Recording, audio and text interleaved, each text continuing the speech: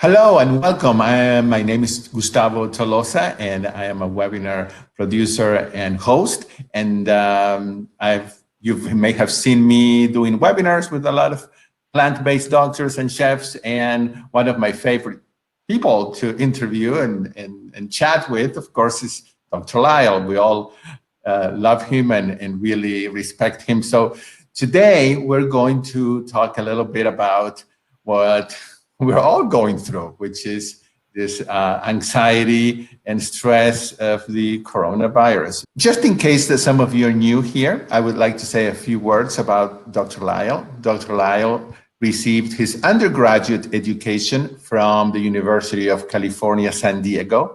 He completed his PhD in clinical psychology at the University of Virginia, where he was awarded the President's Fellowship and was a DuPont Scholar. He was then appointed lecturer in psychology at Stanford University and worked on the research staff at the Department of Veterans Affairs at the National Center for Post-Traumatic Stress Disorder in Palo Alto, California.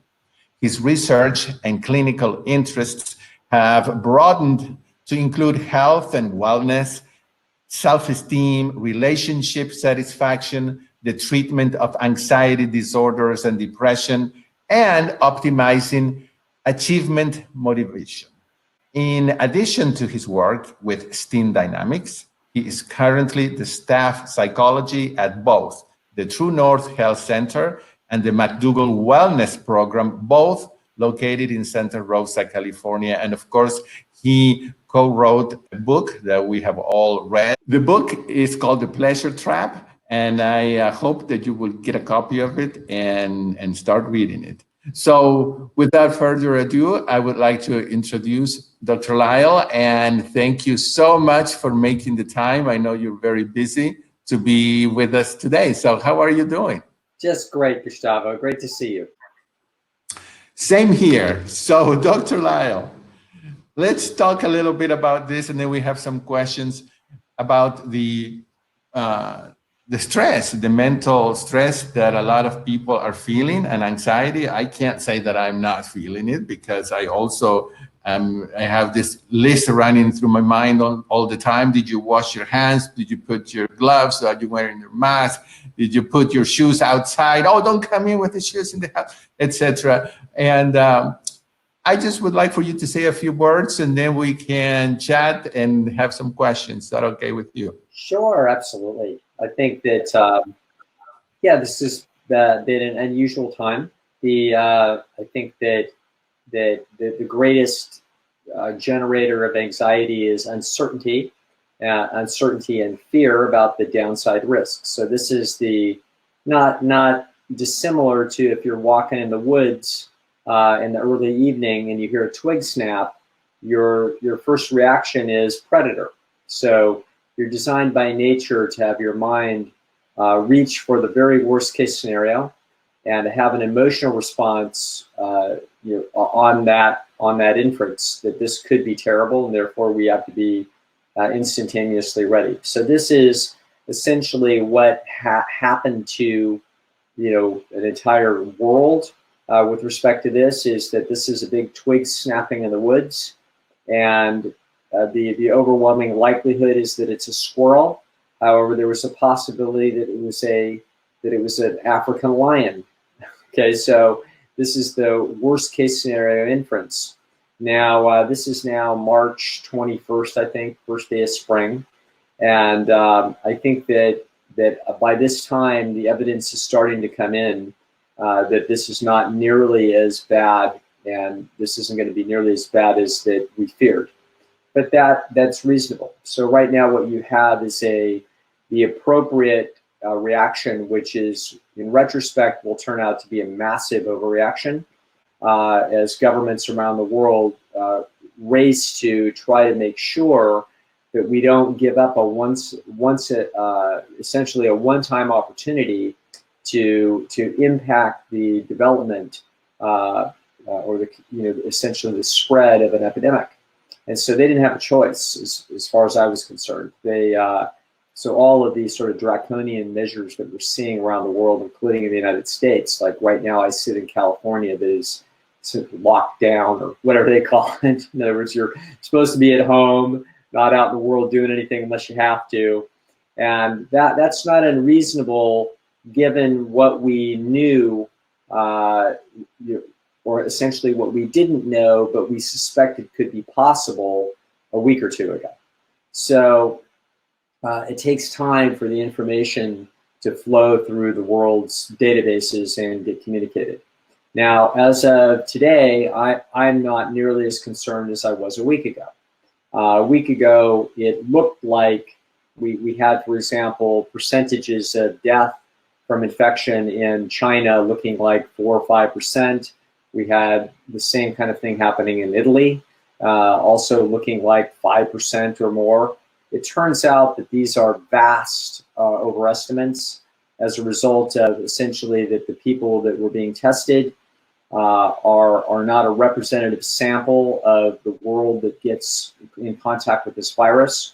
We now have in Germany vast numbers of people have been tested because they have a very sophisticated and widespread testing program that's been in place now for enough days that we're getting a better estimate as to how many people are infected and how many people are likely to die as a result of this infection.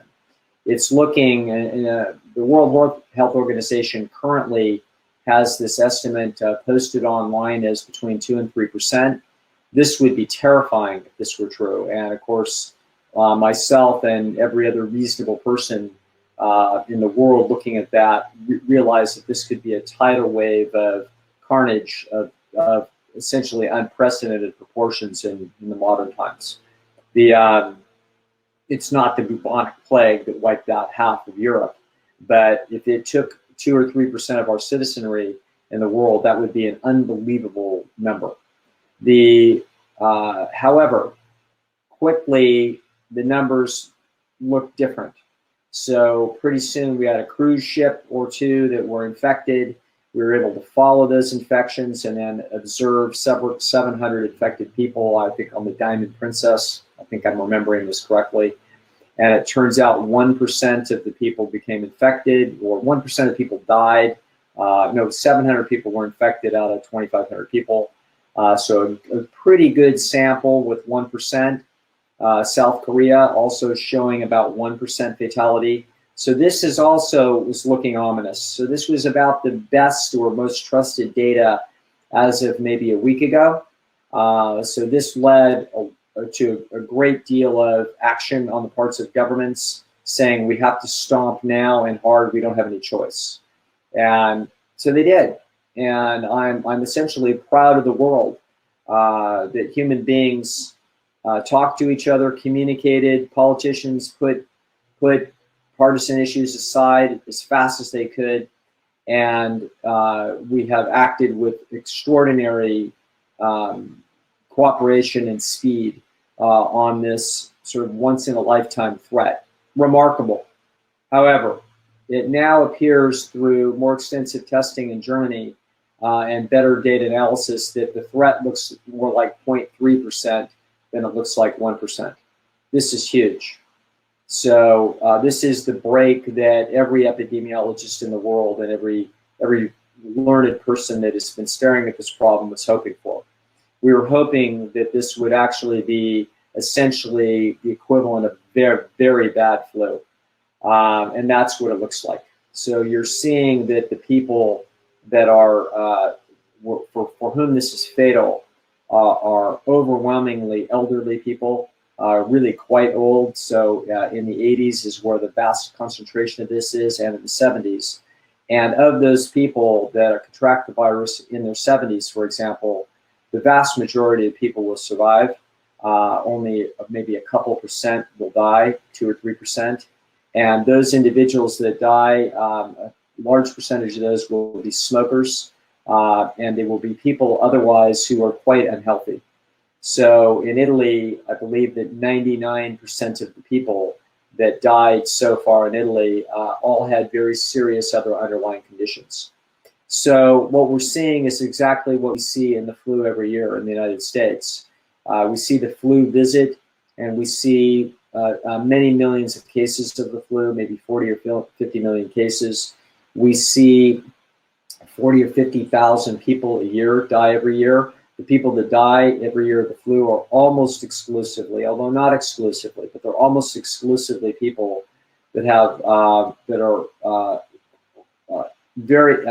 are most elderly people, and we are seeing our elderly people that are already the most ill, or essentially the most feeble. So that is what this looks like. Essentially, it looks like a stressor for our species that's going to tip people that are already in serious trouble. It's going to tip a few percentage of those people to their last day. It's not a good way to go. The virus is a 17-day infection for those people. So if grandma, who is already in trouble and has a lot of health problems, and is essentially 83 years old and is in the bottom 5% for health of 83-year-olds, if she contracts this virus, she's in trouble. And instead of her living another 6 months, she's going to live another couple weeks. So this is not a good thing, and it is a very scary thing. However, it doesn't look like the calamity that all of us were fearing. So this is going to take a while to confirm what it is that I'm reporting here. What I'm reporting here is the best available evidence that I have as someone very comfortable with statistical analysis on the basis of my academic training. I feel confident that this is more or less what this looks like. So I'm breathing a sigh of relief. I have an 87-year-old mother who I'm protecting carefully to try to reduce her likelihood of getting this virus. However, she's not anywhere near the bottom 5 percentile of an 87-year-old. She's safely in the mid-range. So her odds of dying if she contracted the disease is extremely small. So this is so I'm concerned, but I'm not panicked. So the reason why people would be essentially extraordinarily anxious and very stressed is going to be, number one, to not know the numbers, essentially to not know what the facts are, and the media, of course, is bowing to a rule in media, and that is that if it bleeds, it leads. The most dramatic, most scary thing that can happen is exactly what's going to be plastered on the front pages of any internet site and of any radio or television show or print media. It has to be that way. They're in competition with each other for eyeballs, and eyeballs are money, and the most dramatic, scary thing is going to be the thing that draws the most attention, because that's the nature of the species. The species must figure out what kind of threat it's under and what it must do under uncertainty. And so we're going to get blasted continuously for the next several weeks with this in order to essentially get your very important and all important economic process of your eyeball moving to their page. So you're going to get inundated with very scary information that's going to try to dampen any positive information that gets leaked or that you happen to find. So I have seen many instances of the media being disingenuous in their reporting about many things about this virus in order to see to it that everybody's terrified. It's also true that many experts that you will hear interviewed that would seem to be credible, big shot epidemiologists at some big shot university or at the CDC or at the World Health Organization, these individuals are not unbiased. This is their day in the sun. This makes what their life's work to be extremely important all of a sudden. So this is essentially their Super Bowl. And many of them have waited their whole lives to be crowned MVP of the Super Bowl. And this is the time to do it. And so they're not going to be particularly reassuring. And anybody that is reassuring and gives essentially very contrary message opens themselves up to essentially pack criticism. And so you're not going to see this happen. However, I have been looking for those individuals, and they're extremely highbrow, sophisticated people that are looking at the numbers in exactly the same way I'm looking at them, and are calming down in a relaxed fashion, realizing that it is entirely plausible that when 2020 is over, that the death rate for the United States will not have gone up at all. That essentially the people that will die of this disease, of which there may be 10 or 20 or 30 or 40 or 50 or even 100,000, those will be likely to be individuals who would have died this year anyway. And so that's overwhelmingly likely who those people are going to be. So it's exceedingly possible that when we look at the death rate of the United States, when it's all said and done, that 2020 will look exactly like 2019. Or if it looks a little worse, then 2021 will look a little better. In other words, a very small percentage of people that are elderly and ill will have essentially given up a few months of their life early. So instead of dying in early 2021, they die in late 2020. Now, this seems very callous and uncaring. I'm not callous and uncaring. I'm extremely concerned. I don't see how I could be very wrong based on the numbers that we're getting in from around the world, and careful study of conditions that are representative of what we're all going to face, as opposed to unrepresentative, which is what's being reported now. It is scary. It's nasty. If we had, a new flu strain that operated independently of the one that we have now that wipes out 40,000 people a year, and we had another 40,000 people, then we would be seeing the same thing happen. In other words, we would have elderly and sick people and vulnerable people. A few more of them would die this year as a result of that, and it would truncate their lives to some modest degree. That's what this is. Okay, this is essentially, it's not a flu, it's its own thing. But it is essentially a very similar process. It's a respiratory virus, and it's going to essentially work very similarly. It's worse than the flu, so it's going to hasten this up, or it's going to grab a few more of your most vulnerable 1% is what's happening. So if you are not one of those most vulnerable 1%, if you're walking around and chewing gum and walking and not in a nursing home, and if you are not a career long-term smoker, then your odds of perishing from this are effectively zero. In cases where that's been not true, for example, apparently some young man died of this that was otherwise looked unhealthy. It turned out he had an undiagnosed leukemia.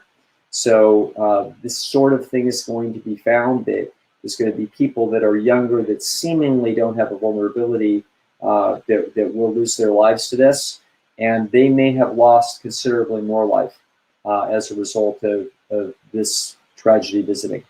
So what would I tell you? Not a good thing. Proud of the world's governments and communication systems and epidemiologists and doctors and researchers to jump on this thing and understand that they did not know what the parameters were, and that we had no choice other than to responsibly overreact. Just as you would is if a loved one was at a Mexican restaurant and just ate something with a lot of hot sauce in it, and then started clutching their chest and having a hard time breathing. The right thing to do is to call 911. Even though the odds are pretty high that it's not a heart attack, we don't know.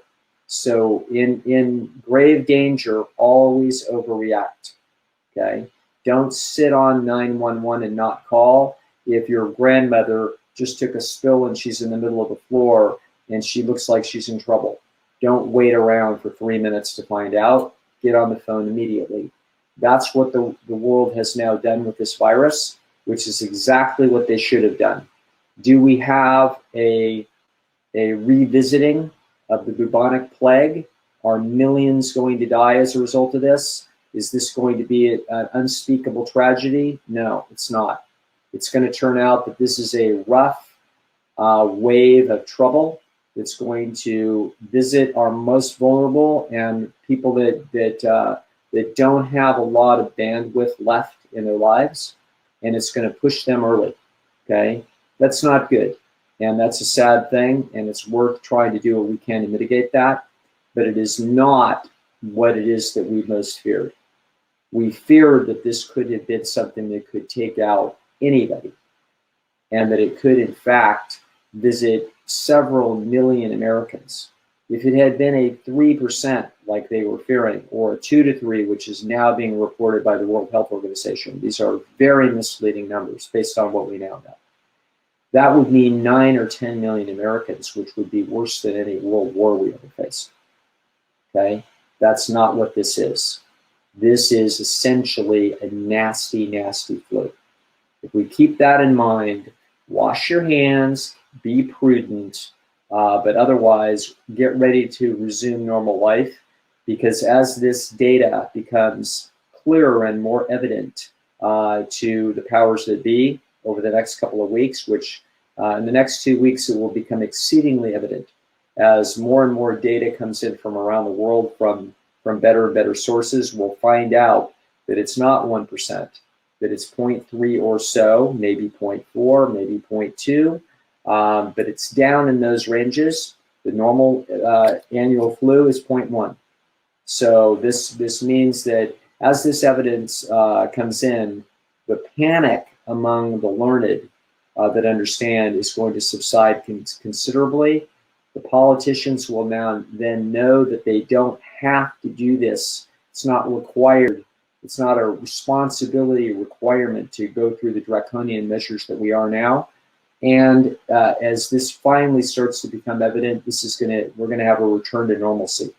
So that I can't give you an exact timeline on that, but it's coming, and it's going to come pretty soon. The reason why I know this, Gustavo, is because the incubation period from beginning to end to death is 17 days, and we now have hundreds of thousands of people that have tested. We have many, many positive tests around the world now.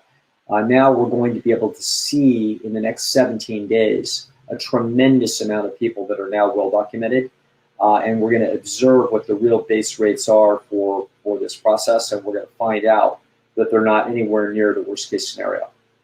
Humanity just stepped on a twig in the dark, and it snapped, or they didn't step on it, they heard a twig snap. It turned out it was a big animal, but it wasn't a big predator. It was scary as hell, and it gave us a bad few minutes, but we'll catch our breaths and we'll be okay. Well, it's nice to hear a reassuring message among all this total madness and hype that we're hearing. And of course, I'm just wondering, Dr. Lisle, well, first of all, you might be highly criticized because you're telling us the opposite of that we're hearing. But these numbers that you're talking about will, do you think that they will become available in the near future, like you said? It's available now. It is available. Now. All you have to do is if you look at the news from Germany. So Germany has now tested, as of yesterday, over 20,000. They have 20,000 cases that have proved themselves to be positive. And this is a result of having to test a huge number of people because most people don't have the virus. So remember that when you're in Italy or you're in China or you're in the United States and you've done very little testing, the only people you're testing are the sick people. So it's no surprise that 5% of them die. But if we go out and test 500,000 people, then now we find out, okay, well, now that we've got 20,000 out of 500,000 have been identified, now we can have a very better look at these 20,000 people because we've got a huge number now, and they're not a bunch of sick people that we went and selected to see, oh my God, you're really ill, Maribeth. Let's see whether or not you've got the coronavirus. Oh my God, you've got it. Instead, we go and test 500 people, of which 2 or 3 are sick. And they're not, 2 or 3 are sick, but 17 more have the virus. And now we see that, oh my God, you didn't even know you had the virus. Okay? So now we're going to sit back and watch for 17 days whether you're dead. And the answer is, you're not. Turns out it wasn't that big a deal. So this is what Germany has found. So Germany now is showing about a 0.3 death rate. In other words, about 80 people out of 20,000 or something like that, whatever it is. In other words, it's about a 0.3. Now, that is very, I mean, it's worse. Everybody that's saying this is worse than the flu is true. That is correct. I mean, all the evidence indicates that this is worse than the flu. It's bad. Okay, so we're not denying, I'm not denying that, and nobody would be insane to deny that. But what it looks like is a very nasty flu. It doesn't look like an unprecedented modern pandemic that is 10 times worse than the flu, or as the World Health Organization, incredibly, you know what I mean? I don't know why that they wouldn't move a little quicker to give us a little bit better thing. Like, okay, it could be as bad as 2% because if we look at national averages, we average Italy in there. But we already know that the Italy data is unbelievably biased. We already know these are elderly people, very old, very sick. You can't use that data.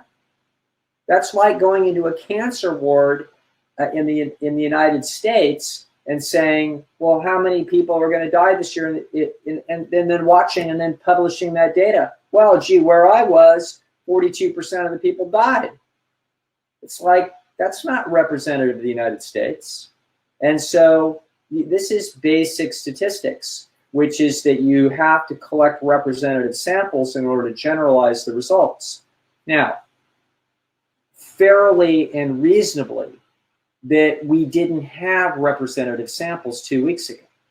So if you didn't have representative samples and you have to act now, you can't wait for the representative samples.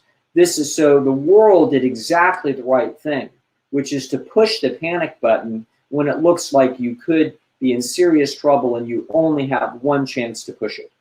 That is exactly the right thing to do. But now we're 2 weeks later with 20,000 confirmed cases in Germany, and 0.3 of the people died. That's what we've got. We've got a cruise ship where 1% of the people died, but when you adjust for their ages, make appropriate statistical adjustment, the number looks like 0.5. So now it's like, okay, that's at worst. Apparently. So at worst, the cruise data says 0.5. The much better German data, not looking at 700 cases, but looking at 20,000 cases, says 0.3. Okay? What are we going to find? We're going to find that this is a bad thing, clearly. And we're going to find that it's going to visit the lives of very vulnerable people, as does the flu or any other problem that comes in their lives. Is going to be the thing that tips them over. Okay, so very many elderly people get some kind of pneumonia and they die from it.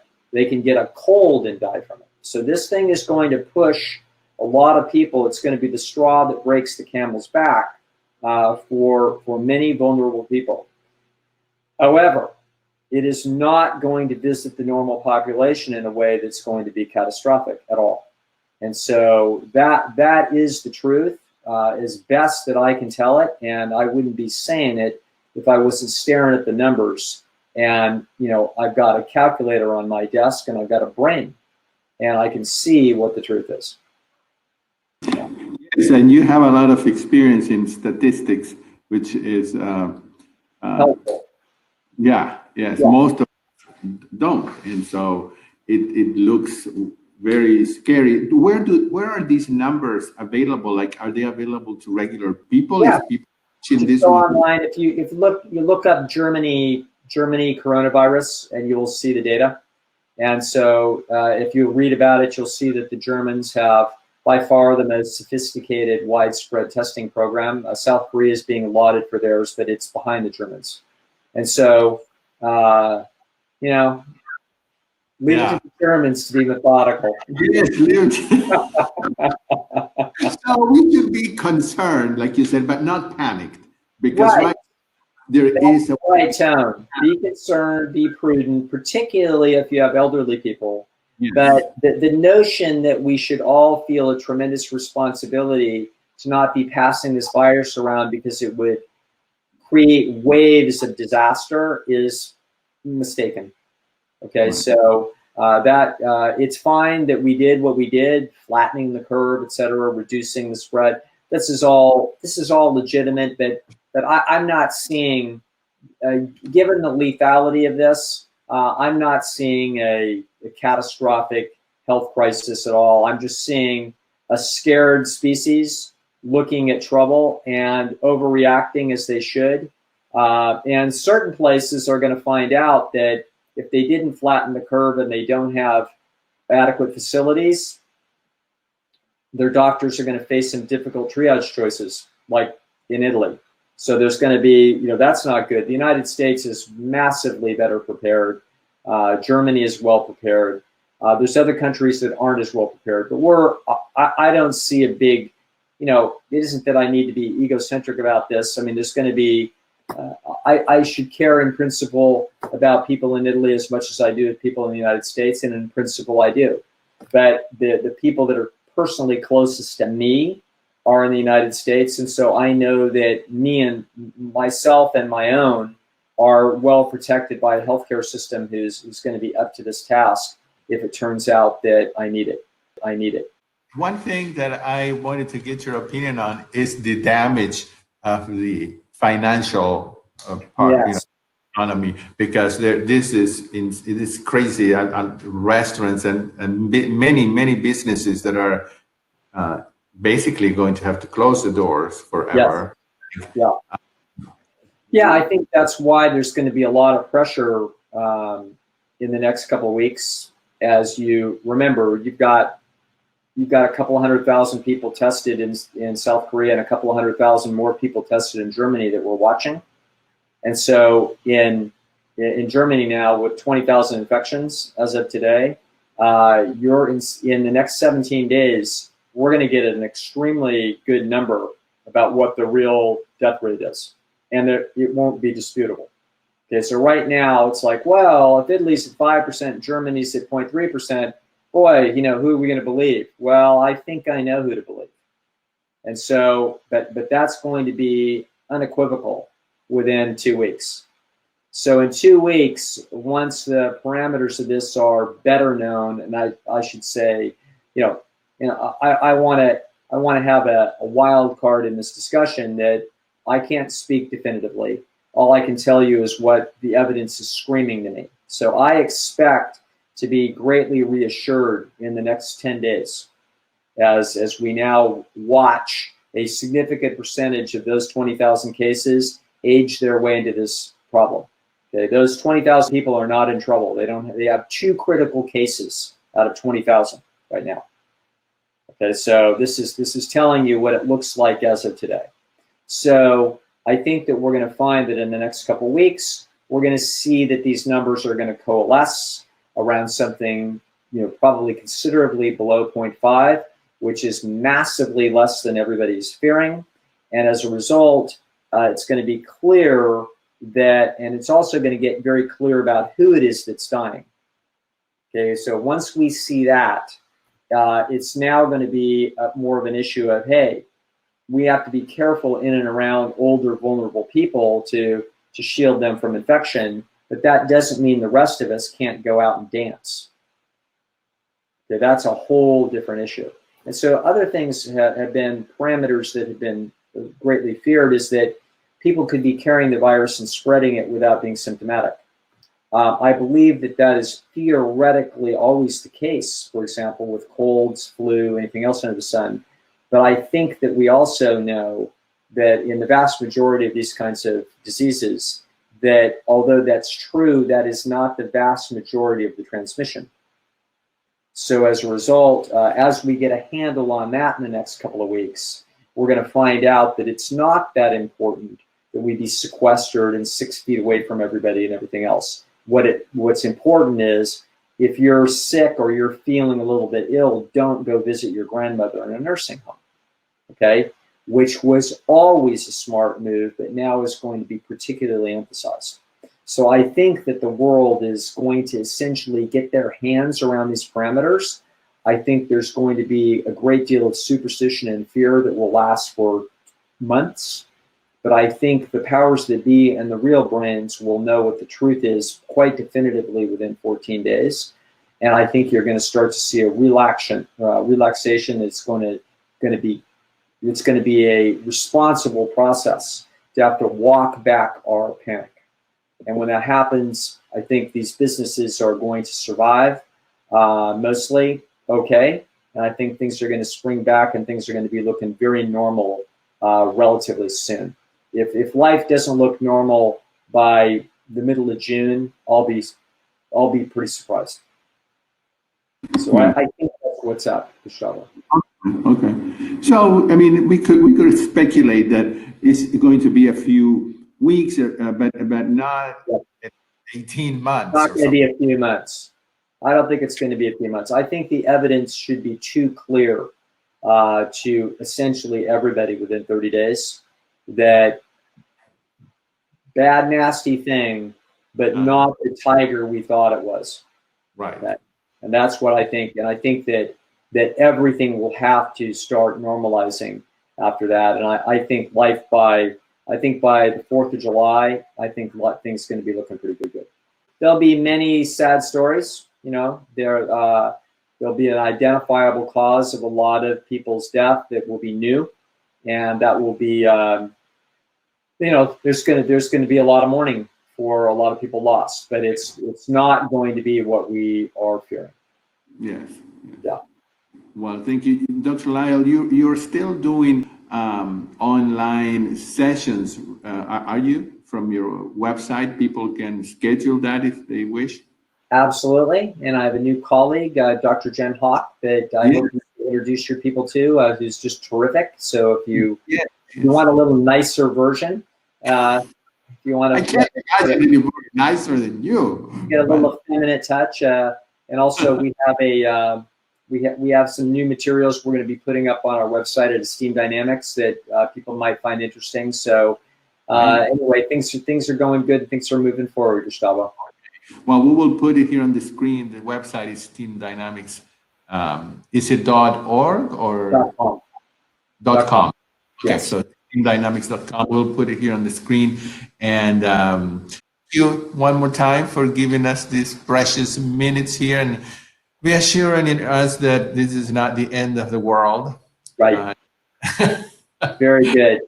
And that sometime in the near future, we can resume our normal life. So. You bet. You bet. Thank you very much, Dr. Lisle, and we'll see you soon. Fantastic. Thanks for having me. And thank you, everybody, for joining us. Goodbye.